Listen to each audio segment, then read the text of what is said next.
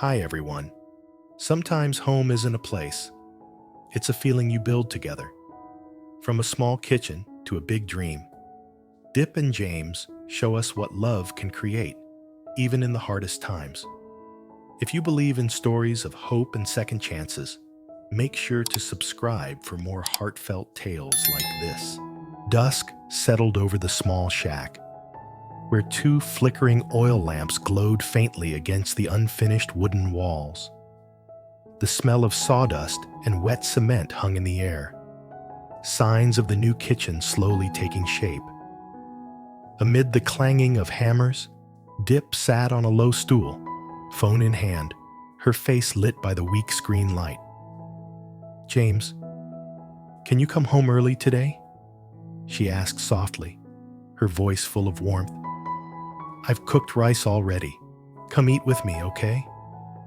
From the other end came James's calm but tired voice, steady, gentle, familiar. "I'll try, Diep. Wait for me just a bit longer."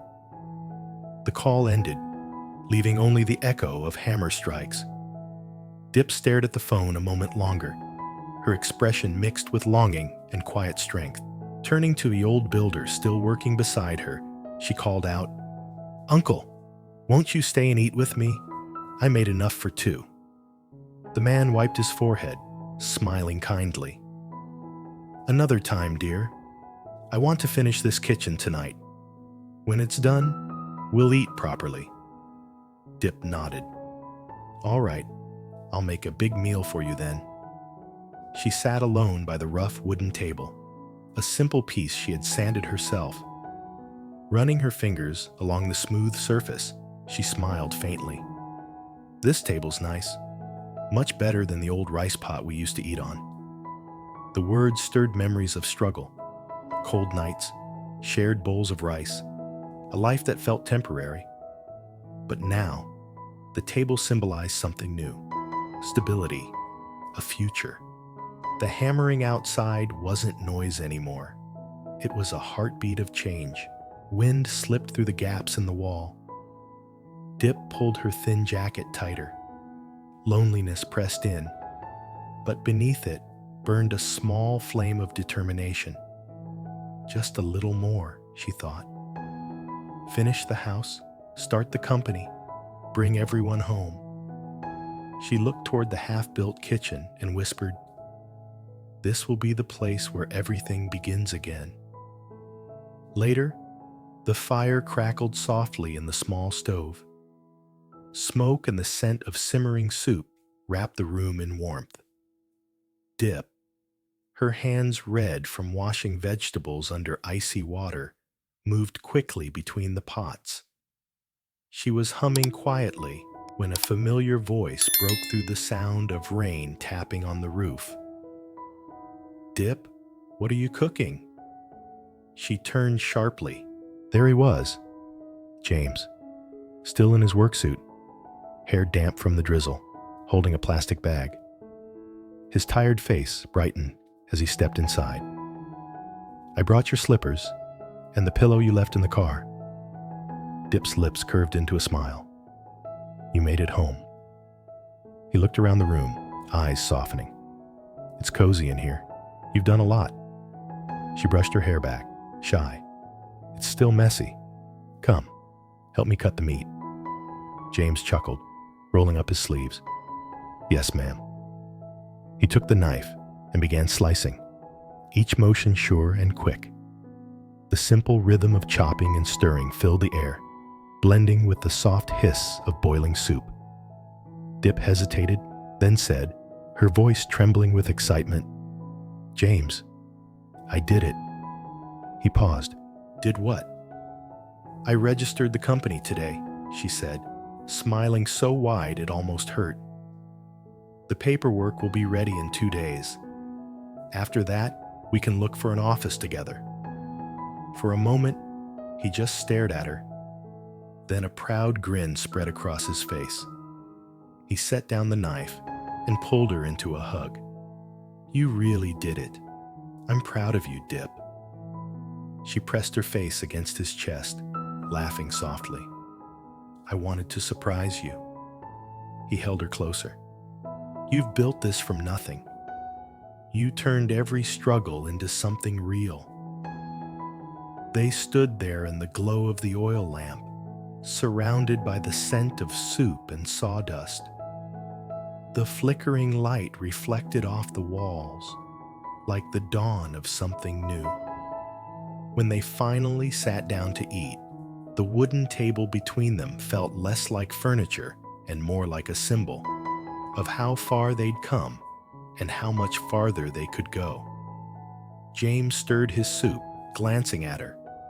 You know, this kitchen, it's not just walls and bricks. It's us. Diep looked up, eyes soft. It's our beginning. He nodded. Every nail, every tile, it's a promise. She smiled, thinking of the road ahead. A promise to keep going, no matter how hard it gets. The warmth between them filled the room. The old shack no longer felt small or temporary. It felt alive, reborn through effort and love. As the rain softened outside, James lifted his bowl. To new beginnings, he said. Diep raised hers too. To the kitchen, the company, and us. Their laughter mingled with the rain, blending into the rhythm of hope. That night, in a half-built home lit by a dying oil lamp, two tired souls shared the quiet triumph of starting over. Hand in hand, heart to heart, rain fell softly through the night, drumming lightly on the tin roof. Inside the little shack, the oil lamp cast a warm circle of light over the wooden table where Diep and James sat side by side. Their bowls were empty now, but neither wanted to move. The air carried a peaceful stillness, the kind that only came after long days of struggle. James leaned back, glancing around the half-finished room. You know, he said quietly, this place doesn't even feel like a shack anymore. Diep smiled, resting her chin on her palm. Because it's built with hope. He chuckled. Hope and cement, my favorite combination. They both laughed. It was the kind of laughter that came easily after too many days of holding it in. For a few precious moments, there were no plans, no paperwork, no exhaustion, just the warmth of being together. After a pause, James asked, "When did you decide to start the company, Diep?" She stirred the spoon idly, her voice soft. The day I realized I couldn't wait for luck anymore. If I didn't start now, I'd still be here, wishing for things to change. So I began with what I had. The kitchen, the name, the dream. James looked at her, admiration in his eyes. You've always been brave like that, even when everything looked impossible. Diep smiled faintly. I wasn't brave. I was just tired of feeling powerless. He reached over, brushing a bit of flour off her sleeve. That's what courage looks like. The oil lamp flickered, shadows dancing along the walls. Diep stood and walked to the counter. From a drawer, she pulled out a folder and handed it to him. Here, she said, her tone gentle but proud. He opened it and read the first page. Greenheart Agriculture Co. His eyebrows lifted. You already named it? Diep nodded. I wanted something that reminds us why we started. Green for the earth, heart for what keeps us going. James smiled, his tired eyes brightening. It's perfect. It's ours, she added softly. He looked up at her, his voice lowering. Then promise me one thing. When things get hard, don't give up. Don't forget this moment. She nodded. I won't. And you, don't forget why we built this. The wind outside howled briefly, shaking the door. They both turned toward the noise, then looked back at each other and laughed. For once, Even the storm sounded like part of their story. Later that night, after cleaning up, they sat on the floor, wrapped in an old blanket. The rain had quieted to a whisper. James leaned his head back against the wall, eyes half closed. "You know," he said, "I used to think success meant money and titles. But tonight, it feels like this." Diep tilted her head. "Like what?" "Like sitting here, tired but happy, with you beside me, and soup still warm on the stove." She smiled. "That sounds like happiness to me." Silence followed, comfortable, full of meaning. The kind of silence where everything that needed to be said already had been. James reached over, gently taking her hand. "Do you remember the first time we met?" Diep laughed. "How could I forget? You came to the market in that fancy suit, acting like you didn't belong there." "I didn't," he admitted, grinning. "Until you yelled at me for buying imported vegetables. And you looked so confused." They both laughed again, the sound echoing softly off the wooden walls. For a moment, they weren't the CEO and the farmer girl. They were just James and Diep, two people who had found something real in the middle of chaos. When the laughter faded, Diep spoke quietly. "Sometimes I still wonder if we're dreaming." James squeezed her hand. "If it is a dream, let's not wake up yet." By dawn, the rain had stopped. The air outside was cool and heavy with the scent of wet soil. Diep woke early, stepping barefoot onto the damp ground outside the shack. Mist drifted through the small garden, catching the first rays of morning light. Behind her, James emerged, holding 2 cups of tea. "Couldn't sleep either?" he asked. She smiled, taking the cup. "The air feels new today." "It does," he agreed, like the world hit restart. They stood quietly for a while, watching the sky shift from gray to gold. Birds began to stir in the nearby trees. The construction tools, left scattered overnight, gleamed faintly in the sunlight. James broke the silence first. "When this kitchen's done, I'll build a little office beside it. You can run Greenheart right here." Diep turned to him, eyes soft with gratitude. "That's not just an office. It's the seed of everything we're trying to grow." He smiled. "Then we'll water it with hard work and coffee." She chuckled. "And maybe some patience, too." "Deal." They clinked their cups together like a quiet toast. Diep gazed at the unfinished kitchen, the damp bricks, the half-painted shelves, the patch of bare soil waiting for tiles. "It's not perfect," she said, "but it's ours. That's what matters." James nodded, wrapping an arm around her shoulders.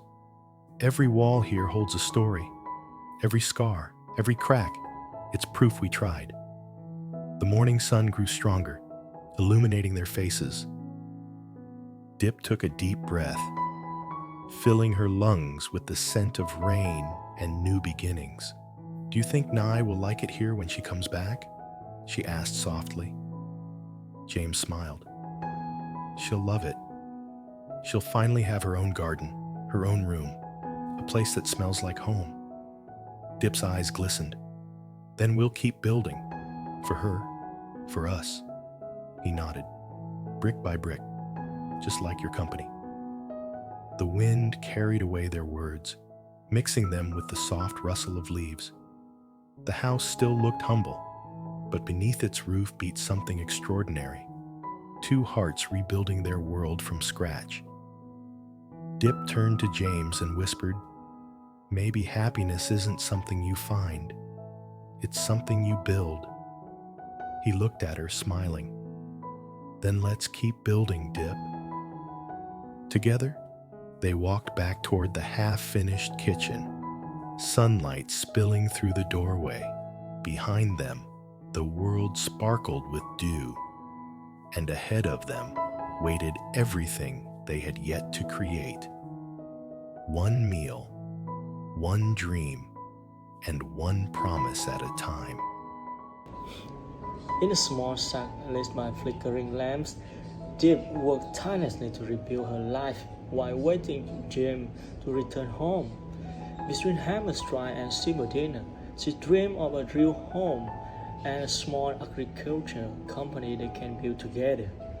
When James finally arrived, their modest kitchen became a symbol of hope, a place where love replaced exhaustion and dreams begin to take shape.